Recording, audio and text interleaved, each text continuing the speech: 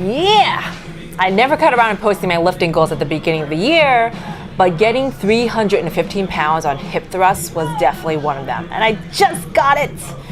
Started doing this exercise about 6 months ago, starting at, I think, 95 pounds.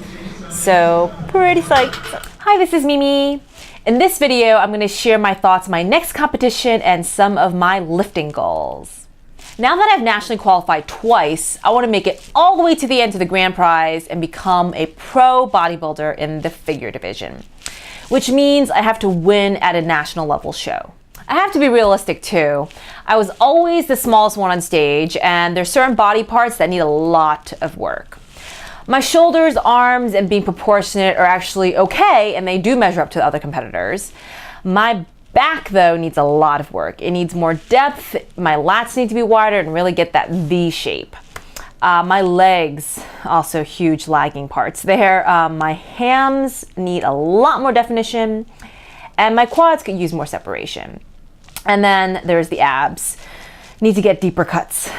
I talked to some people who really know this industry, along with some pro bodybuilders, and they say I need to place first or second in the big nationally qualifying shows, which are the ones that I competed in, to actually have a shot at winning at nationals. And I definitely did not place first or second, so there's a lot of work to be done. July 5th is a national show, but that would have only given me 3 months if I started being serious in the new year, to build muscle, January, February, March, and then that would give me 3 more months to basically get into competition prep mode, where I would diet down to get cut and try to maintain most of my muscle. Since average muscle growth is about 1 pound a month, 2 pounds a month at best, that would have meant 3 to 4 pounds of muscle growth. And by the time July 5th comes around, that really would not have been such a huge difference. And I don't want to bust my ass and have no life doing this crazy prep if I don't feel like I can step on stage and win and exude with confidence. So I'd rather spend my time wisely and build as much muscle as I can and increase my metabolism. So by the time I start competition dieting, I'll have 3 things going for me. Number 1, much more muscle mass and improvement in my lagging body parts so I can increase my chances of actually winning.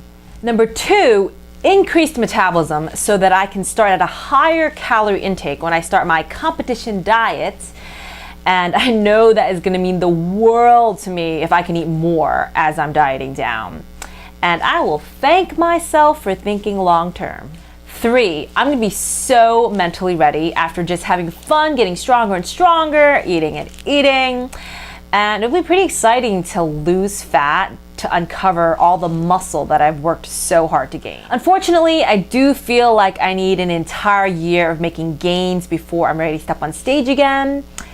Which sucks because that means I have to nationally qualify again. Because once you nationally qualify, you have a year to compete in nationals. So I'll have to do it again. And ideally, I'd like to do a national qualifying show right before a national show. So that way, if I do qualify, I can just go straight to nationals. In the meantime, I may go on a mini cut soon just because I want to lose some of the fat that I've gained while trying to build muscle.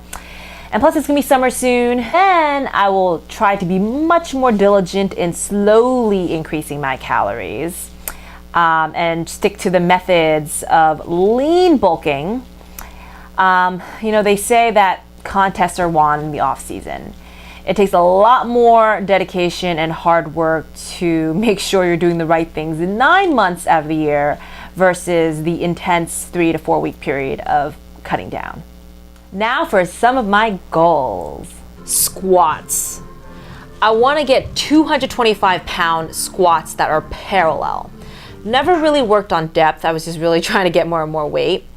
But I'm going to do this 3 different ways. I'm going to go lighter, deeper, and progressively increase weight. I'm going to use the Smith machine to get deeper and get just used to the poundage. I'm going to use below parallel box squats. One of the ways that I love doing this right now is doing 1 rep low and then adding a plate and doing 2 more reps below parallel. Butt is always going to be a main focus. Hip thrust is my main exercise that I really want to focus on. I already hit my 2015 New Year's goal, so I'm going to try to get 4 plates each side by the end of the year for 10 reps. That's 405 pounds. Hams, my biggest lagging body part. Gonna focus on doing glute ham raises, kettlebell swings, which can also be my version of HIIT cardio, and stiff leg deadlifts of all sorts with dumbbells, barbells, back. Pull-ups galore. My best to date has been 3 sets of body weight pull-ups, wide grip for 10 reps. My New Year's goal was actually to work my way up to weighted pull-ups, and I've already started it. Inspired by my conversations with one of my subscribers. Thulsa Doom, thank you. I also want to be able to do a strict version of a muscle up, pulling up to my rib cage and then quickly flipping over. So it's kind of like a really, really strong pull-up. Shoulders. I would love to do barbell presses at 100 pounds for 10 reps. Sounds like a really nice number. I could do 90 pounds for 6 reps right now, and ideally I'd love to be able to knock out reps of handstand push-ups. That would definitely help me with some major shoulder development. Abs.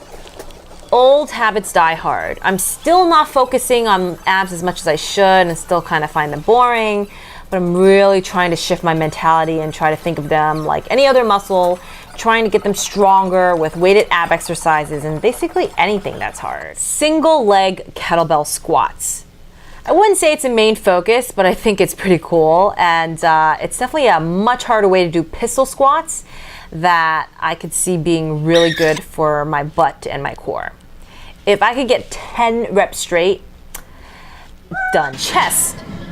Not an important focus of mine, but I would love to get up to 70-pound incline dumbbell presses for 10 reps. The most I ever did in my life was 70 pounds for 4.